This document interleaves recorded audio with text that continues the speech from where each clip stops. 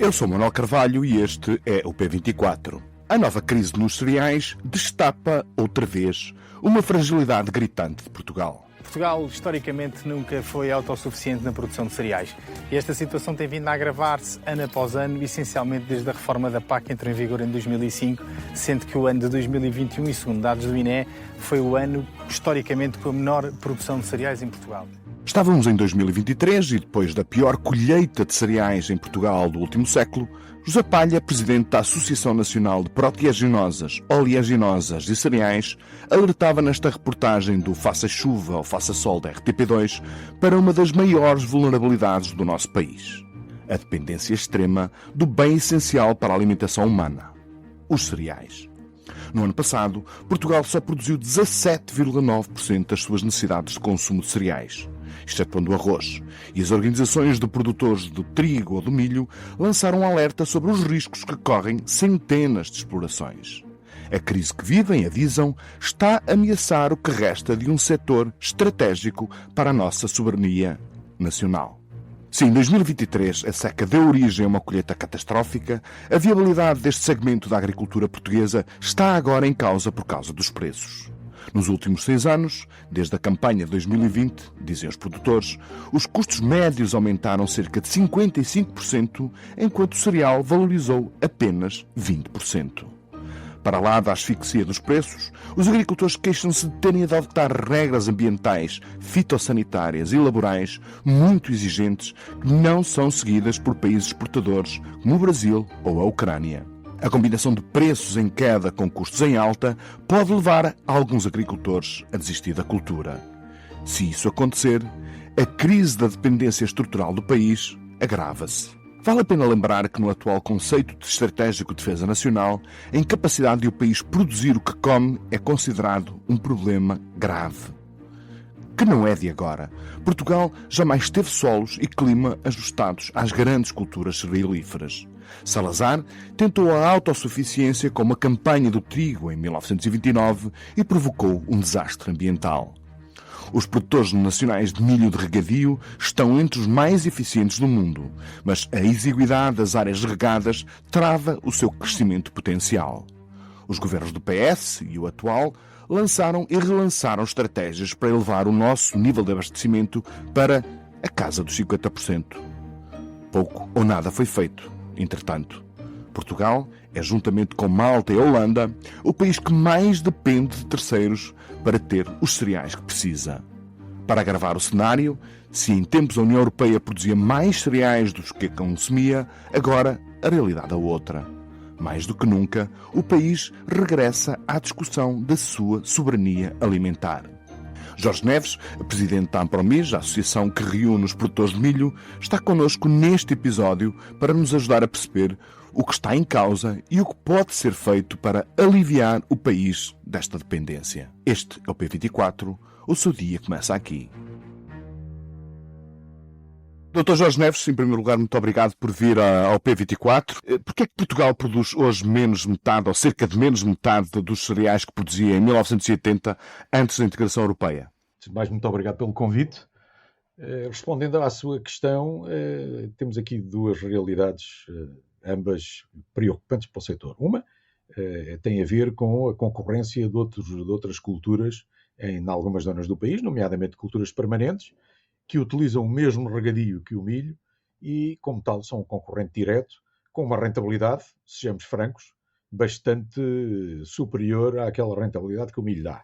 Está a falar, de concreto, do amendoal e do olival intensivo da zona Amendoal e olival, essencialmente, não é? Porque são as duas culturas permanentes, grandes concorrentes do milho, pelo mesmo espaço que é o espaço regadio.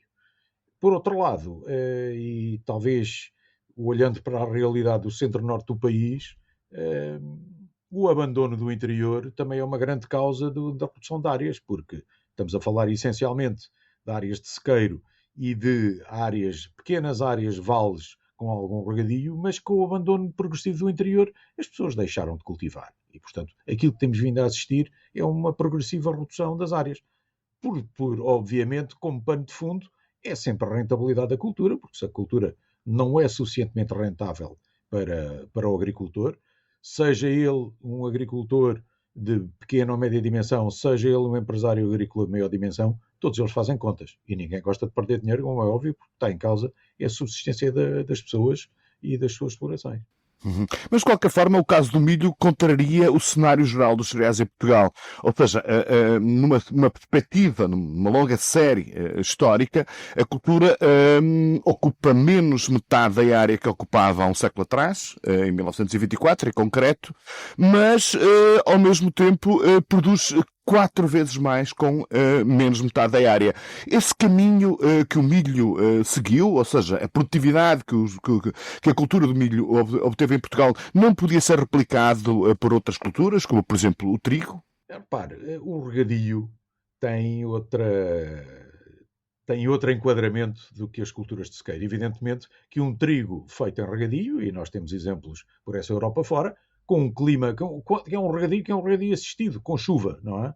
Que é coisa que em Portugal, a chuva, normalmente para as culturas de sequeiro, nem sempre cai no momento certo em que ela deve cair, porque o ter água em excesso para uma cultura como o trigo, não quer dizer que a cultura se desenvolva. Muitas vezes é uma razão de insucesso por asfixia das plantas, quando existe água a mais em momentos em que o trigo não precisa dela. Portanto, nós não conseguimos, infelizmente, ter as produtividades que tem uma França ou uma Alemanha a produzir trigo, e por outro lado, mesmo sendo em regadio, o milho acaba por ser muito mais competitivo do que o trigo. Se compararmos as duas culturas em regadio, o milho, apesar de tudo, tem uma rentabilidade bastante superior ao trigo. É por isso que os produtores portugueses apostam mais nas zonas de regadio, apostam mais no milho do que propriamente no trigo.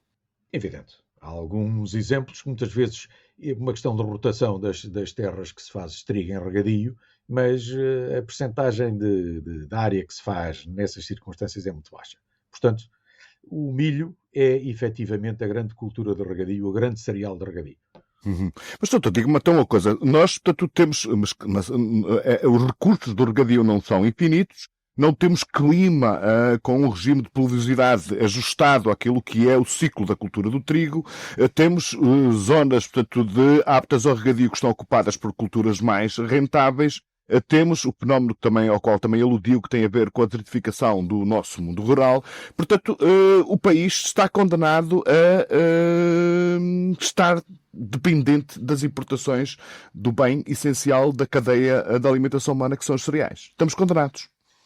Eu não seria tão pessimista nesse aspecto. Obviamente que Portugal vai ser sempre dependente e bastante dependente de importação de cereais. Temos de distinguir aqui duas realidades. Uma é a realidade do trigo, em que nós temos uma dependência de cerca de 95%, mas temos aqui algum conforto nesse aspecto que não temos no milho. É que as nossas importações de trigo são essencialmente da União Europeia. Portanto, a preferência comunitária existe, não é? Portanto, em caso de escassez de cereal na Europa, primeiro estão os Estados-membros e depois é que está a exportação. Portanto, nesse aspecto estamos sempre, de alguma maneira, defendidos. O que já não acontece no milho, porque a Europa passou de sedentária em milho, nós até à entrada dos países de leste na União Europeia já éramos algo sedentários. Com a entrada dos países de leste, portanto, a Roménia, a Hungria, a Bulgária, a própria Polónia, nós passámos a ser bastante sedentários em milho.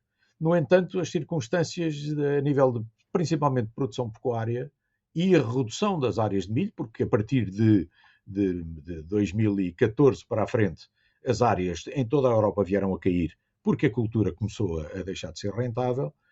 E, por outro lado, a indústria pecuária, ou produção pecuária, começou a aumentar na Europa. Neste momento, a Europa é uma espécie de um aperfeiçoador ativo de matérias-primas para produzir carne, e nomeadamente carne de porco para exportar. Mesmo em Portugal, doutor, 60% do consumo de cereais é para engorda de animais. A alimentação animal, lá está. Portanto, a Europa passou a ficar altamente dependente de importações de milho. E esse é que é um dos problemas com que nós nos defrontamos neste momento. O que é que acontece? Os dois grandes exportadores de milho para a Europa, e principalmente para Portugal e Espanha, que são os países mais dependentes, a importação é feita basicamente da Ucrânia e do Brasil. temos de distinguir depois aqui duas realidades nisto.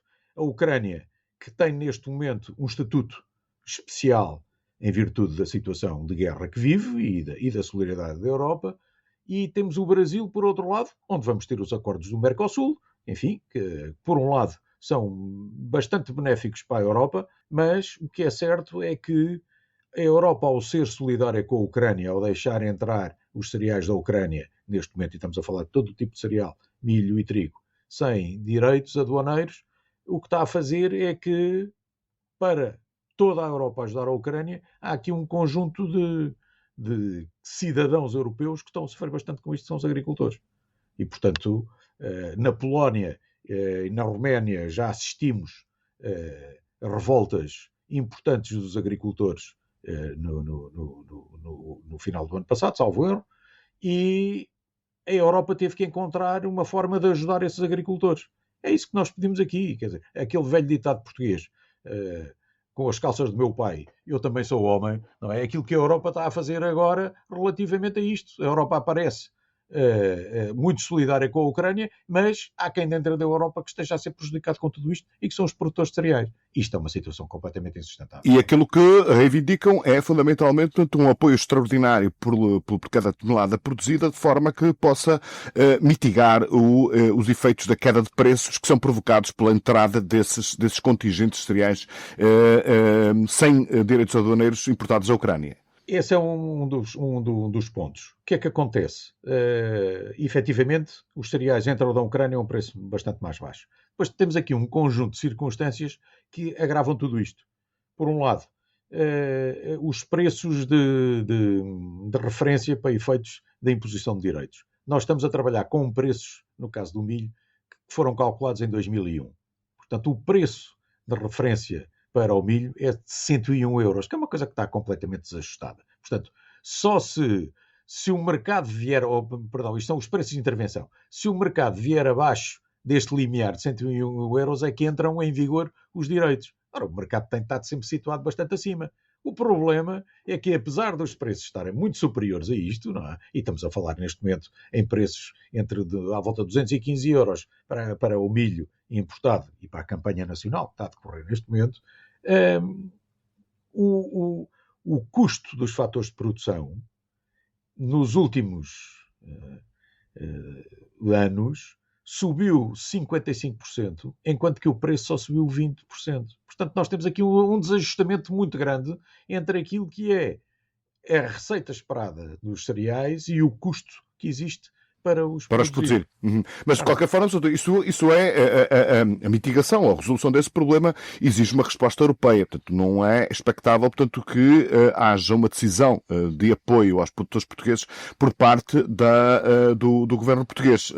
A vossa pressão, portanto, tem como destino, essencialmente, as instâncias europeias, não é? Exatamente, porque a Espanha está exatamente nas mesmas circunstâncias que nós, a zona de produção de cereais por excelência espanhola, portanto é todo o interior da península, Castilha-León, Castilha-La Mancha, Extremadura, estão exatamente nas mesmas circunstâncias. Nós, Ampromis, fazemos parte da Confederação Europeia de Produtores de Milho e já sensibilizámos a nossa Confederação para esta questão, para ser colocada a nível dos interlocutores que nós temos em Bruxelas, nomeadamente o COPA e o COGECA, para alertar para esta situação que estamos a viver. Aquilo que se passou na Polónia pode perfeitamente passar-se na Europa também. Porque nós, para além desta questão da Ucrânia, ainda temos aqui outra que é comum à Ucrânia e é comum ao Brasil. A União Europeia tem imposto uma queda de matérias ativas sucessiva na Europa. E, por outro lado, uma imposição de regras ambientais que não vou discutir. Quando fala de regras ativas, portanto, ou seja, fala de produtos fitossanitários, nomeadamente. Isso mesmo, exatamente a nível de herbicidas, de fungicidas, que são necessários para a cultura do milho e para a cultura, genericamente, dos cereais. O que acontece é que nós importamos matérias-primas do Brasil e da Ucrânia, onde os produtores não são obrigados a estas regras restritivas da Europa. Portanto, isto põe-nos numa posição de fragilidade concorrencial perante países que não são propriamente pequenos países produtores. O Brasil é, neste momento, o terceiro maior produtor de milho do mundo. a Ucrânia bem, o quarto ou o quinto, e, portanto, estamos aqui a lutar contra gigantes que têm ferramentas e que têm armas que nós já não podemos ter.